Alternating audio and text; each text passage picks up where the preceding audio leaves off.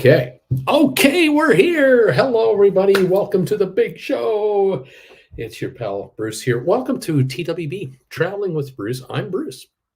Nice to have you around. Today, I have a little bit of news for you, a little bit of info for you, but I have a question for you today.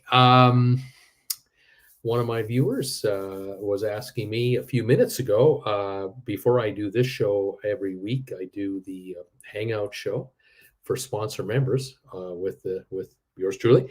And one of my sponsor members, as a matter of fact, this guy right here, who just re-upped his membership, Nathan, buddy, thank you. Nathan asked me a very good question. I thought I'd ask you guys this question because maybe some of you who are watching here tonight have already done this on a cruise ship travel that you've had, and maybe you can share with us your thoughts on what you did. So it's kind of a two-part question. Okay, so here we go. Part number one is Nathan is going on a cruise, and he's going to be in Europe. He's going to be in the port closest to Paris, called, I believe it's Le Havre or Le Havre or whatever. And I think he's got 14 hours to get off the ship, do what he wants for the day, to be back on the ship. And I want to ask any of you out there, have any of you been to Le Havre on a prior cruise? And if you have, what did you do for your outing? Did you take a trip into Paris? Because a lot of people take advantage of that port to go into Paris for the day and then come back and get on the ship and continue on. Now, some of the travelers in the past have taken advantage of that stop to go to the beaches of Normandy and see all of that World War II history. I'm curious whether any of you have done this, and would you recommend going to Paris, if that's what you wanted to do, on your own, maybe by bus or by rail, or would you be better off, and would you be more comfortable taking a ship-sponsored tour? Maybe it's a bus tour for the day. Let me know your thoughts. Now, the second part of this question is, I want to know from any of you out there, what of all the cruises you've taken, all the times you've gone on cruises and done cruising, what has been or what was your favorite day outing from a cruise ship? Was it a particular city, particular port where you had a ship sponsored tour? Did you go, say, did you go and do something exotic? Like, did you go hang gliding, or did you go zip riding, like on a zip line? Did you find that you were taken to a really neat location that just was stunning to take fabulous photos? What was it? What onshore excursion ranks as your favorite all-time onshore excursion from a cruise ship in all the cruises you've taken out there? And take your time. Let me know what your thoughts are. And thank you in the meantime. Thank you, all of you, for joining me today. Thank you for giving this YouTuber thumbs ups every week. I always ask if you could kindly hit the thumbs up button and give our channel a little boost on the thumbs up side of things. And you guys keep coming through week after week. It defies logic. We had 101 thumbs ups for last week's show come through here, because so many of you watch me on a rerun every week. You make sure to hit the thumbs up button even on the rerun, and that jacks up the number every time, and we hit the triple digits. It's really fantastic. I thank you all for making such a difference for us. We already have 15 thumbs ups right now on this show, and we've only just barely started. I thank you so much, and keep those thumbs ups coming in. I do appreciate it. All right, welcome everyone to the big show. Hope you're doing well. Sharon was here a while ago, number 2, and I'm waiting for your show here. Nathan is the new member regarding his renewal of his membership. Thank you, Nathan. Sharon, we just came back from our local Barnes and Noble where I took pictures of Kevin with his books on display. He has an event there January the 20th. Fantastic. And Nathan, I am number 4, Bruce, on the thumbs up. And gas is 268. It's cool. It's 39 degrees here. Winter weather advisory, flood watch, and wind advisory for tomorrow. Man, 112 days to go. Transatlantic, the getaway, 14 days with 5 days at sea. We got the spa package right on, pal. Well done. That'll be a really nice, nice cruise with that spa package. Oh boy, you're going to get spoiled with those. Here in Palm Desert, California, it's 52 degrees right now. We're going down to 40 tonight here in Palm Desert. This is sort of typical winter weather.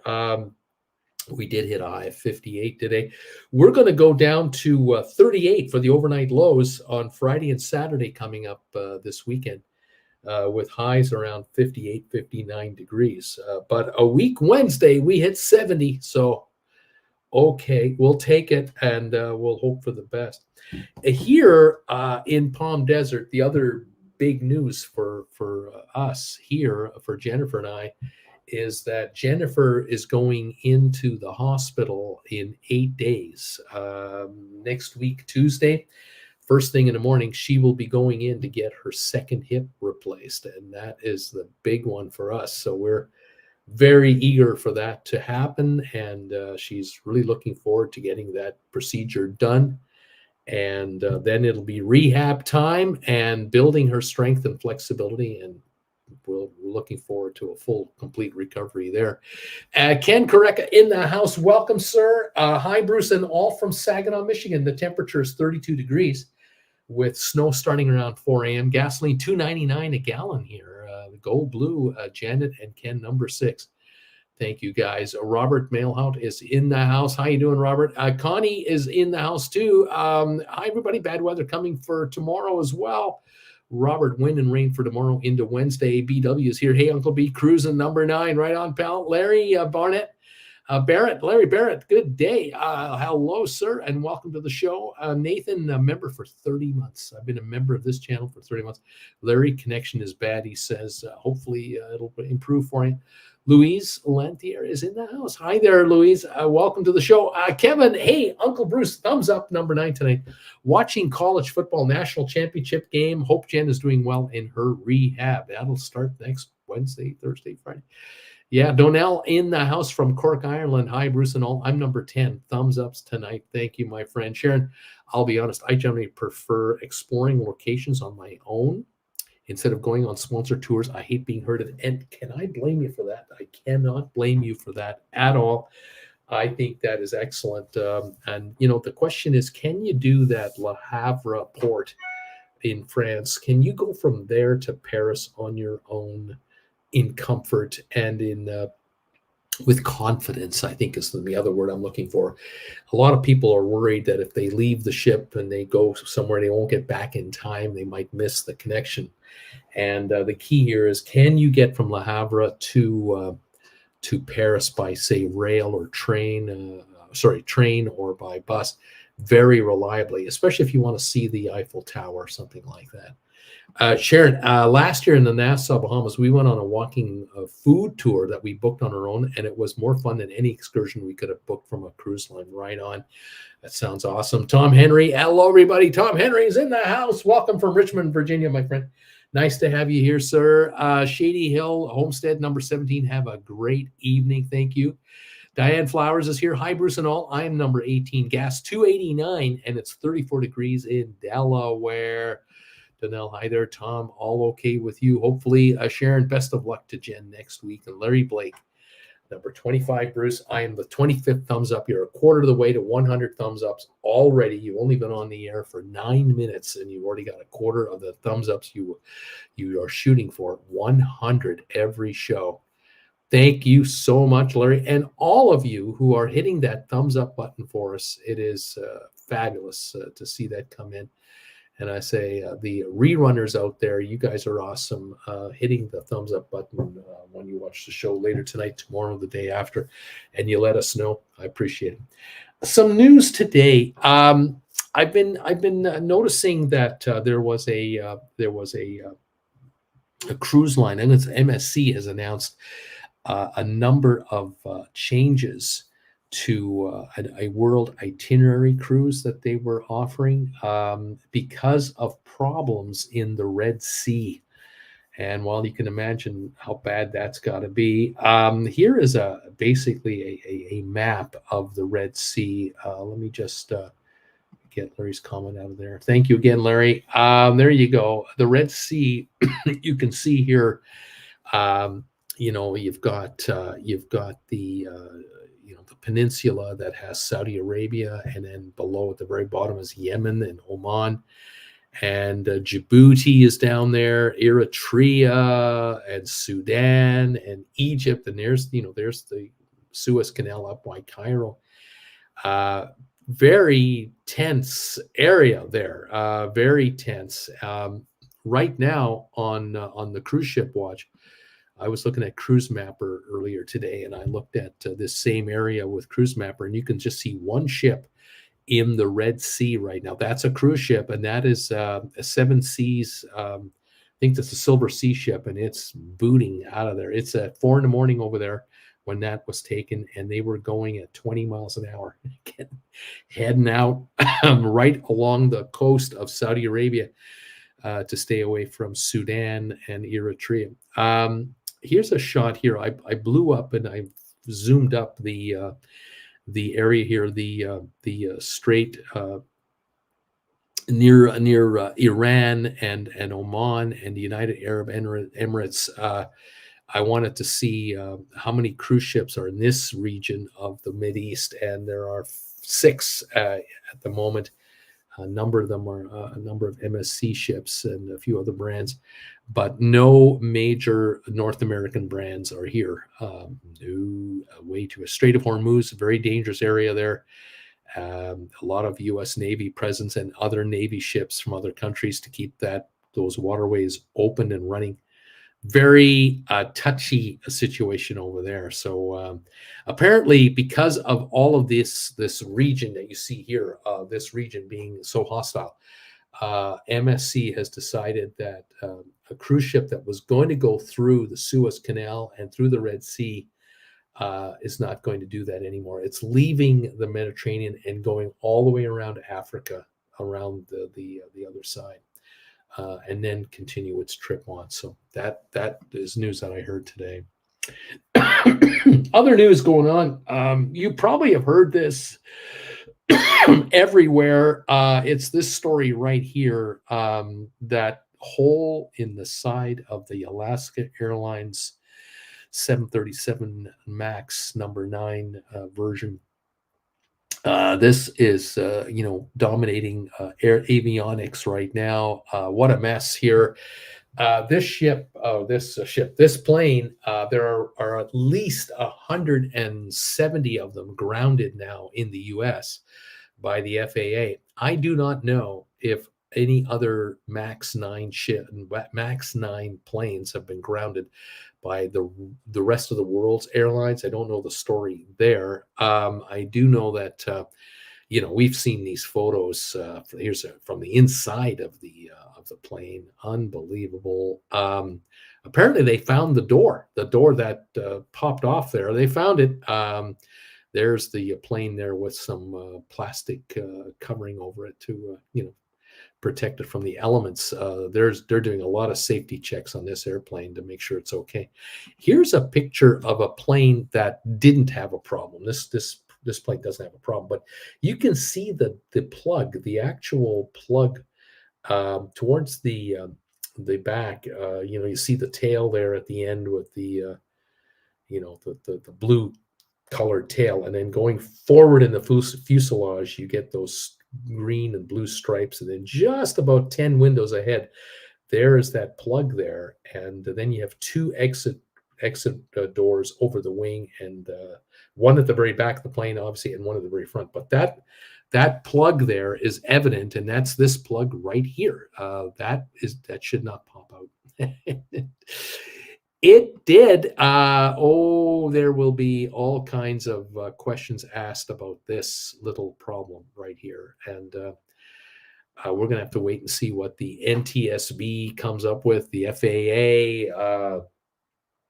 Not good news for Boeing, not good news for Alaska, not good news for United Airlines, the number one airline in America with most of these planes, by the way. Apparently, the plane that Alaska flew, the actual aircraft, had 3 previous flights in a row. The light came on in the cockpit. Pressurization light came on 3 times. That plane's brand new. It's only flown 145 flights. That's only a 2-month-old airplane from November. So yeah, there's a whole lot of questions going on. And of course, and we saw the story about 2-3 weeks ago, the incident in Japan when the A350 came in for a landing in Japan, in Tokyo, and crashed into a plane standing in the runway. What the heck was that thing doing there? 5 people lost their lives on the plane on the ground. The plane that hit that aircraft was, of course, engulfed in flames pretty quickly, and yet with only 4 of 8 emergency doors in operation where passengers could have gotten out, because the others, there was fire right outside the door. Everybody got off. All 300 and whatever number of people were safe, and nobody lost their lives. A miraculous thing. So with the Alaska plane landing at 16,000 feet, having that door blow off and coming down, there were 171 people or 160 or something on that plane. There were 300 and whatever on the other plane. 500 plus people did not lose their lives in the last 2.5 weeks. Count our lucky stars for that. I'm so glad that worked out the way it did. Other news that I wanted to talk to you about, and it has to do with a place I used to live at. My wife and daughter and I, we once lived here at this place. Let me show you a satellite image of a place that we lived in. That is the Cayman Islands. You might note that it looks like the island has a serpent's head at the top of it over on the far side. I guess on this side, way over here, the far left, the upper left, there's looks like a serpent's head. And then you have the long neck, which is 7 Mile Beach, and then you have the island. And to me, I always describe it as a letter L laying on its side. That's one way to describe it. Or a backwards number 7 laying on its side, or number 7, whatever.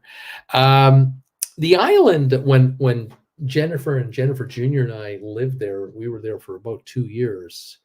There were about 32,000 people full-time living on the island, 32,000. Nowadays, it's 65,000 people, actually, that now live on this island. It is quite amazing. The mileage from the one end closest to my hand here all the way to the other side, from right to left, that length, that's 12 miles, and then 7 miles up, or maybe, about 12 by 7 roughly. It's not all that large, but 60 plus thousand. Now we do see a lot of tourists come to this place year round. Actually, this is a year round place. Although winter, it's much more popular than summer. But I would say that the Cayman Islands are basically known as the high end of town when it comes to the Caribbean. The standard of living on this island is exceptionally high. There's virtually no unemployment on the island. The people who don't work on this island are people who don't want to work on this island. That's the reality of it. And beachfront properties like you see here can be very expensive. Certainly, the resort hotels are along this beach area here. You can see here, this is Rum Point, a lovely half-an-hour drive away from downtown Georgetown. Here are some beach shots here these are world famous type images. If you ever look up the Cayman Islands on Google, you will find all kinds of these kinds of images. This is what the Cayman Islands are famous for. This is 7 Mile Beach. a lovely long stretch of beach, which has hotels just over here on this side of the photo. The Ritz Carlton has a hotel here. The Four Seasons, if I recall, is here. The Westin chain, the Marriott chain, they're all here. Uh, 3, 4 stories, 5 stories tall, very expensive room rates. And if you were to come down here for a 2-week vacation, you would be dropping quite easily 10,000 to $20,000 without too much difficulty. The rooms can be 1,000 a night. Yeah, there are rooms available for 400, 500, 600. Yeah, you're not going to find 99.99 accommodation here. There are no Motel Sixes or anything like that. This island is high-end real estate, and the folks, like I said, who spend a week or two will drop 5 to 10 grand a week easily here, with flights and meals and hotels and car rental. But what are they looking for? Absolute peace and quiet, serenity, gorgeous, gorgeous views of the ocean, of the water here, the Caribbean Sea, beautiful beaches, and oceanside kind of living. Good food and a one. It's a beautiful place. It is unique. No mountains here. There are no mountains or anything like that. Nothing like geographical to really get enthralled over. But beach, yeah, you want to work on your tan and get away from it all. This island can give you that. Now, I want to tie some news here that's come up. There's some news going around right now that something might be happening. Now, to give you a little more background, over the years, the Cayman Islands have become very popular with cruise lines. Cruise lines love the Cayman Islands. The passengers love the Cayman Islands. What happens is that these ships they come into about a quarter mile from the coast.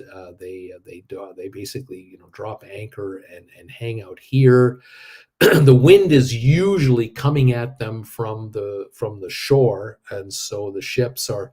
You'll notice the exhaust on these ships is blowing out to sea, not into land. And so these ships are right off the downtown core of what's known as Georgetown, which is the capital city there. Probably Georgetown now has probably got 45,000 people, I guess, if the island has 65,000. The offshore banking center, the world's offshore banking center is located right here in Georgetown. So if you're curious if the Royal Bank of Canada has a branch here, oh yes, so does the Canadian Bank of Commerce, the Bank of Thailand, the Bank of China, all the U.S. banks, all the European banks are here, UBS, the Swiss banks, all the Asian banks, South American banks, they're all here. They all have branches. There are insurance companies here and so on. Anyway, the cruise lines love the Caymans because they come onto tenders and they come into downtown, and then off they go all over the place for a visit during the day. Here's a shot here of another angle of where the cruise ships are moored, and you can see there's probably there 1, 2, 3, 4, 5. There's at least 5 on this picture. There's at least 5 ships in this picture. I think this actual photo, if you saw the entire photo, there would be 7 cruise ships in the area. The Cayman Islands, about 4 years ago, 5 years ago, they were proposing the idea of doing this. They wanted to build this monstrosity of a pier that would easily accommodate 4 giant ships at a time that could be brought in here. And we're talking about the ability of putting in here the Oasis class ships. So we're talking 6,000 and 7,000 passengers each, 4 of them, and then having several ships still offshore a quarter mile. And the reason the government wanted to do this, by the way, this is an artist rendition. It's not very high quality, but compare that to this. You can see on the far left there the existing and actual pier that's there now. The new pier would go out to where those two carnival ships are. I mean, this thing is huge. This actual illustration is not very accurate. It is. This was put together for the government to try to sell it to the people, and it wasn't going over very well. But the people realized when they heard the stats of how huge this dock would be, this would basically rip up a bunch of the coral reefs all around this area here, and they didn't want anything to do with it. The public were 68% opposed to the idea of having these gigantic piers built. And so the thinking was by the island that, look, we've got tourists like you can't believe now. Look at this shot here. I mean, here's Stingray City, and look at these private tour operators with their individual little boats. 1, 2, 3, 4, 5, 6, 7, 8, and a couple more in the background. There's like 10 of these, and each of them have 20 to 100 people on each one of them. And these people are in 4 feet of water, and they're supposedly being visited by stingrays. Well, the reality is a little not quite so romantic here. The reality of the situation is that these folks here are witnessing the tour operators are throwing bait into the water to attract these stingrays, and it's all fake. I mean, the stingrays are real, but they don't generally hang out here. The only reason they're here is because they know that when all these boats show up, these operators throw bait into the water to get them to come in, and they sell it as Stingray City, and it's really hokey. It's moms and dads bring their kids here and all that stuff, and people take video of it, and they snorkel in there and stuff.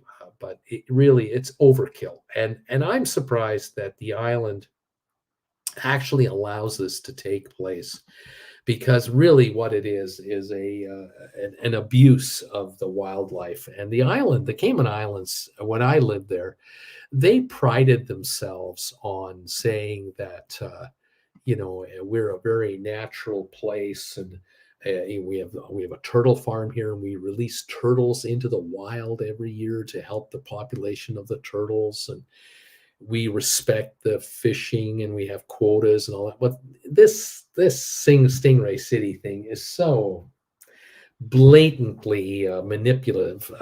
It's sad. And the other thing to remember is you're talking about a 1 hour, 2 hour turnaround time for this. You have cruise ships coming in at 8 in the morning and leaving at 5. There are 3 boatloads of tourists times at least 15 boats each coming in. So we're talking 45 boats with 100 people each. That's 4,500 people coming to this place. Not really conducive to all natural anything. The islanders have been saying to the government, look, we got 65,000 here now living full time. It's getting crowded. You're bringing in already 5 and 6 cruise ships at a time with 2,000 to 3,000 passengers per ship. That's 15,000, 20,000 people. You want to build this absolute monstrosity of a pier and bring in maybe 5,000 passenger capacity ships on average. That's 20,000 passengers. And then there's a couple still offshore on top of that. We're talking 30,000 passengers a day coming onto an island with only 60,000 population from coast to coast. And the other thing is, you're talking about bringing all of these people into the core of Georgetown, right at the corner, the far on this image here. We're talking about Georgetown being in the bottom left-hand corner of the island. That area there is where the airport is. It's where all the people work. It's where all the traffic jams are every day.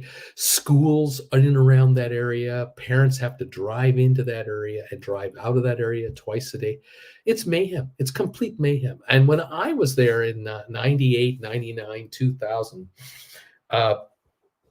we couldn't wait until the weekend, especially Sundays, because Sundays, no cruise ships allowed at that time. And it just made the island so quaint and quiet and wonderful. Unfortunately, when you have this many cruise ships, you got people crawling all over the place, all over downtown. And they've done Stingray City, and now they're hanging out downtown at the t-shirt shops and what have you. The t-shirt operators are happy. The coffee shop operators are happy. The bars are happy. They're selling their booze. And some passengers are there for 5 hours and getting looped. It's kind of sad. It is not it doesn't become a pleasant place to visit anymore. And the islanders are finding out that rumor has it the government is talking about bringing back this project because this project got killed. There was a referendum that had been proposed by citizens who were organizing to stop this thing in its tracks. The government wanted to fast track it to make it happen. The cruise lines wanted this built. They were willing to help pay $300 million to get this thing done. And the island population was saying, no way. And so they did a plebiscite and signed petitions to have a national referendum vote, yes or no, to this project. And the poll numbers were 68% no versus 32% yes. So the government tried sneaky tactics. They challenged the authenticity of the autographs on the petitions. So they got a court order forcing the petition organizers to verify that the autographs were legit, which they did. They had 60 days to do it, and they did it. It was unbelievable. The organization was amazing. Then the government wanted to word the question in a kind of a goofy way to sort of do a study and all this. And the citizens said, no studies. No study. It's no, we don't want it, period. We don't want anything to do with it. But then government got the big break they were looking for. COVID broke out. COVID. And everything got shut down. And the project was was deferred. It was deferred off to the side, and they wouldn't hold the plebiscite because it was unsafe to go and vote. You see, you might get sick.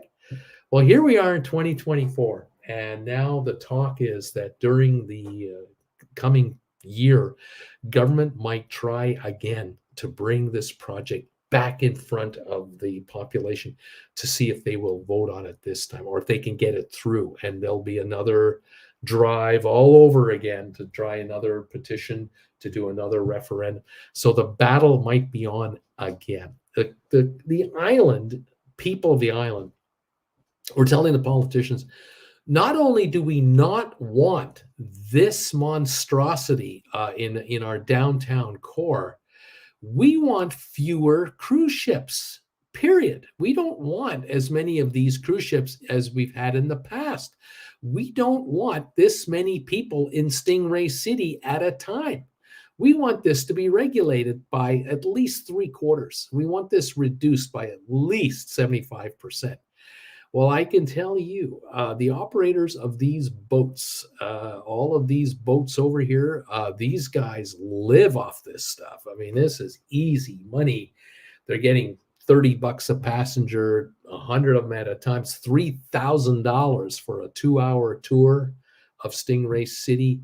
This is good money for these guys. They don't want to give this up. There's like 15, 20 of them that are operating these rickety boats.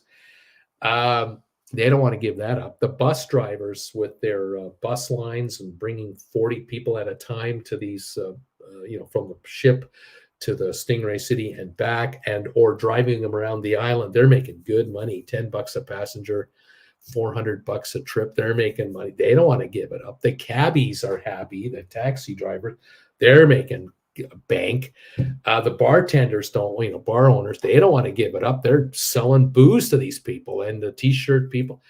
So you take all of those together, there might be 500 to 1,000 business people who are winning on this thing. And then you take the 60,000 residents that are PO'd at the whole thing. They don't want anything to do with this anymore.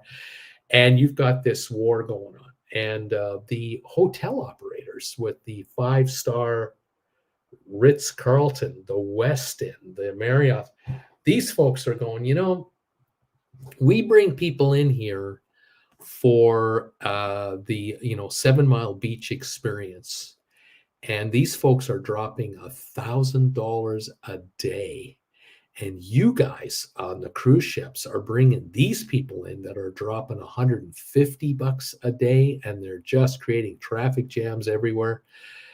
They're not benefiting the island in any big way because the profits are going to the cruise lines who are selling these packages.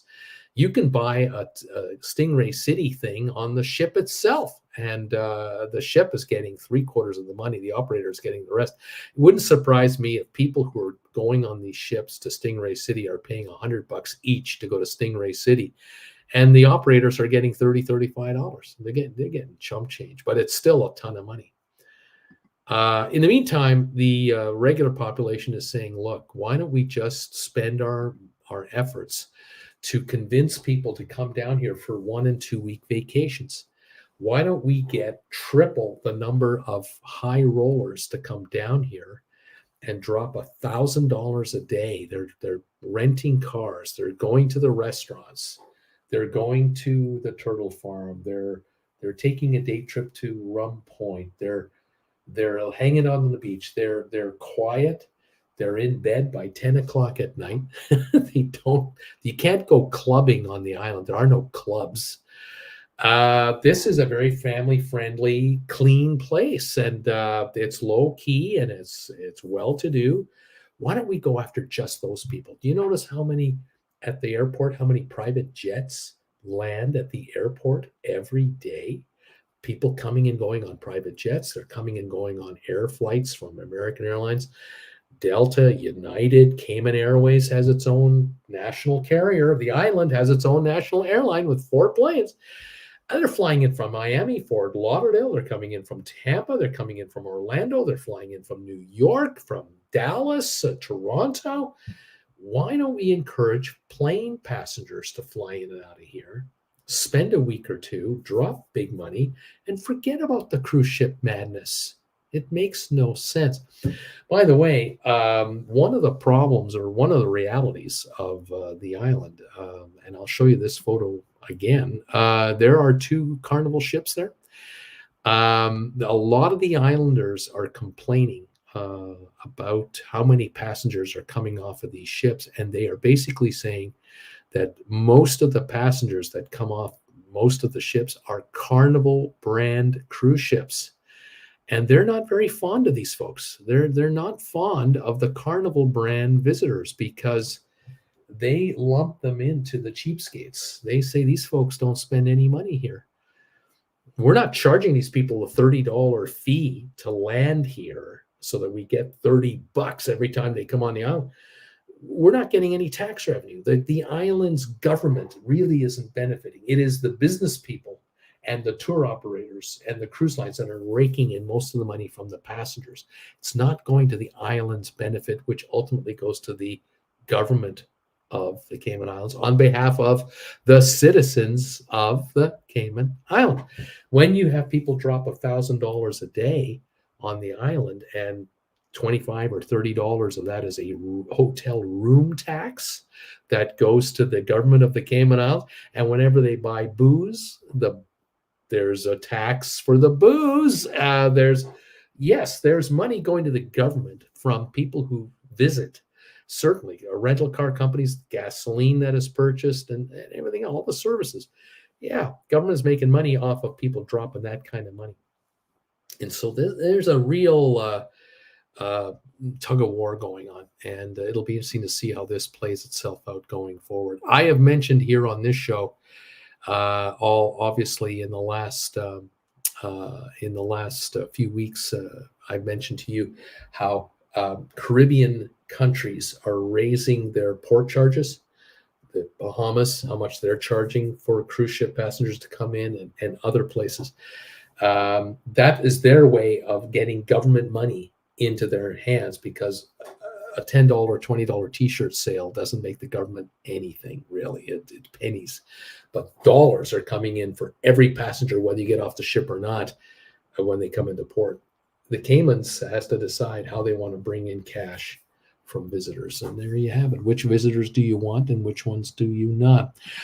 Sharon is saying that according to Google Maps, on this Le Havre thing, it's 2.5 hours from Le Havre to Paris. It doesn't seem like it would give someone a lot of time to really enjoy Paris before turning around. And that's a good point, because if you have to take a bus for 5 hours, be back and forth, you've got a 14-hour window. You're down to an 8-hour window, and you don't want to be too long. I don't know. How tired would you be as well? Especially allowing for time for delays. That's a good point too. Ken Correca, on the first cruise to Le Havre, we took tour of Paris. After bus rides, we were there only 3 hours. Second trip, we went to Normandy, in which we found more enriching, and we saw a lot. There is a great comment. Sharon, apparently Le Havre has museums, churches, and gardens. I would personally opt to explore those leisurely things rather than rush to Paris and back, worrying about getting back in time for departure. Good point. Ken, best port, Reykjavik, the best port we ever went to, Reykjavik, Iceland. We were there twice on Norwegian. These were overnights. Took Ring of Fire tour with ground faults, geothermal, and volcanoes. Excellent. Wow, that sounds awesome. Nathan, I love that port. Great liquor prices. Debbie, hi there, TWB members. Would be bothered them ripping up all that coral reef. I hear you there. I'm with you on that. Donnell, hi there, Debbie. It doesn't sound like they will destroy the coral reef anytime soon, hopefully. Ad Astra is here. A very interesting channel. A new subscriber is sending greetings to you and everyone here. Thank you very much. Thanks for joining us. Great to have you here. Debbie Emmanuel. Oh, hi, Donnell. I so hope not. Hope you're doing great over there. Brittany Anderson is in the house. Hi there. Happy New Year, Bruce and everybody. Welcome, Brittany, to the show. Donnell, thanks, Debbie. I'm improving. Still some way to go. Hope you're keeping well yourself. And Kirk Brunson's YouTube and Facebook channel. Kirk from New York City is here, but I'm on the train going to another station. Supervisor life. Well done, sir. Congratulations on your promotion, and thank you for popping in to say hi to us. It's great that you could make it. Love that you made it to see us and everything. Yeah, folks, it's the old proverbial, how do you go with the cruise line business? How are you going to go with this? I read something the other day talking about the fjords in Norway. If you're going to take a Norwegian cruise in future years, you're only going to be able to go on cruise ships that have shore power capability when they get to port. So if they're coming into a fjord scenario, they have to plug in if they come into shore. They can't run their engines and spew that smoke up into the air that just lingers over a fjord for hours and hours and hours. That smell must be irritating to so many of the locals. Not that there are millions of them, but nonetheless, sure can't look good for photos either, I would think. I think that in Europe, going forward, most cruise ships in the next 5 to 10 years going into Europe will have to have ship power capabilities to plug in. Otherwise, they won't even be allowed in. I know that the port of Barcelona downtown are restricting cruise ships from coming in. The pollution is just ridiculous. It just hangs there. And I believe other cruise ports in Europe have been converting to shore power quickly, dramatically in the last 5 years. And I think that the next 10 years, that'll be virtually everywhere, which is a good thing, because a cruise ship that is handling 4,000 passengers, 5,000 passengers, 2,000 crew, you're talking about a town of 7,000 people coming into your port, spewing enough smoke into the air to power electric generators to handle all the air conditioning for all those cabins, the water systems, the electrical systems, the lighting. I mean, the whole thing, the amount of power to be generated is massive.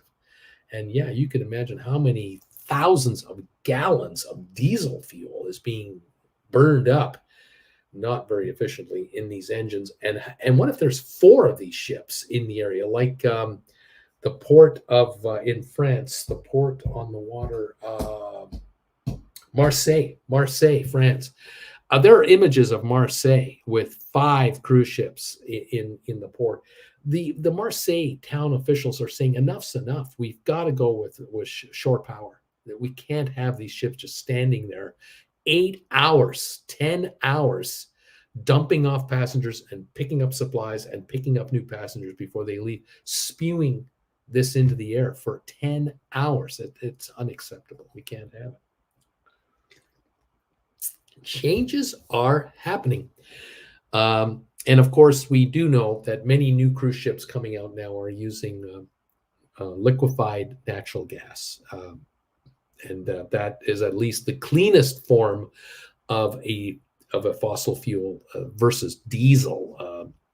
I mean, I remember, I think as recent as 6 or 7 years ago, at least half of Carnival ships were spewing smoke from the worst, cheapest grade of diesel available. We're talking about what's that diesel fuel called? They call that, there was a special name of it, might come to me later. It is a low grade diesel, and it would be forced out of the exhaust pipes up there, and a lot of this diesel, the fumes would come out with the fuel not burned off. It would just be shot out under pressure, and it would just go up into the air, 10 stories in the air, and then the wind would just drop it into the water itself. Bunker fuel, that's the word I'm looking for. Bunker fuel was used by most cruise ships up until 15, 20 years ago. And all marine vessels with cargo bunker fuel, absolute bunker, the worst, the most acidic, toxic, just awful stuff.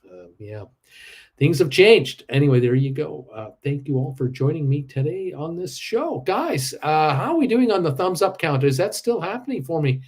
25 last I saw. We now have 42 thumbs ups. Oh man, you guys are incredible. Thank you so much for 42 of those thumbs ups. 43 of you watching, 42 thumbs up. No channel has this kind of relationship of ratio of thumbs ups to viewers. No way. Maybe 20%. You'll get 40 viewers, you get 8 thumbs ups. You get 400 viewers, you get 80 thumbs ups. 1-to-1, awesome. You guys are the best. I thank you. If you're watching on the rerun, please hit that thumbs up button. I know you can do it. You do it for me, and you tell me what number you are. I love getting those email alerts from YouTube. They tell me, you just got a comment on your show, your travel show. Yeah, thumbs up 88, thumbs up 94, thumbs up 101. Oh, I love it. Thank you all so very, very much. Guys, thank you for joining me today. Hope you enjoyed the info today as we covered a few little topics about what's going on out there. I want to wish you all a wonderful week coming up. I'll be here next Monday. We'll be on the air, but I'll tell you, we are going to be really nervous next Monday night when we get on the air, because within 14 hours of that show ending, we're heading to Eisenhower Medical with Jennifer, and we're going to get her in there for her second hip. And we're excited about that. Hopefully the Monday after we'll be on the air as usual. It all depends on how she's doing. And so thank you all for all of your best wishes, kind words of encouragement for Jennifer. She very much appreciates it. And we'll keep you posted. Hopefully, if her recovery is as good as the first hip recovered, as it came around, we will be announcing perhaps a cruise that we're going to be on this summer. We are bound and determined to get on a cruise ship. So we'll keep you posted when we know. You'll know through this channel. And with a little bit of luck, we'll see some of you folks on some cruise ships. And that will be a lot of fun. Thank you all for joining me tonight. January the 8th, Monday, January the 8th, 2024. Wow, already. Have a great week, everybody. All the best to all of you and your family. Make sure to give hugs a little longer than normal, especially those you really love. You never know when it's the last time, you never know. Thank you all so very much for your kind words. Alrighty, Sharon, take care. Have a good one, and we'll see you guys next Monday. All the best to all of you from Palm Desert, California. See you later.